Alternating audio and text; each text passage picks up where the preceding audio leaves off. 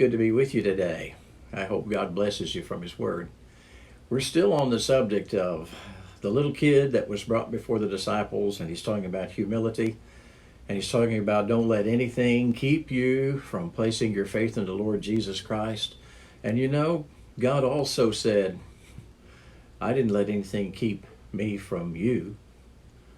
You know, the price that Jesus paid in order to pursue you and me, that's how valuable we are to Him. And so we're still on the same subject of don't take another believer in the Lord Jesus Christ lightly.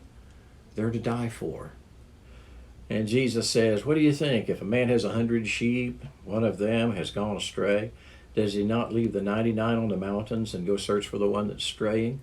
And if it turns out that he found it, truly I say to you, he rejoices over it more than the 99 which have not gone astray. So it's not the will of your Father who is in heaven that one of these little ones perish. Christ comes after them. Jesus said when a crook by the name of Zacchaeus had gotten saved, he said, the Son of Man has come to seek and save that which is lost. He came after us because we're valuable to Him. And He wants us to also be valuable to one another. And so in yesterday's discussion, we remember that He said that believers are worth angelic attention, that we have angels that go back and forth to the Lord to look after us and see to things.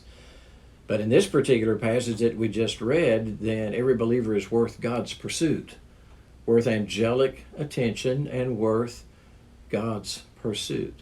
He came to seek and save that which is lost. And you look at some of the people that were saved.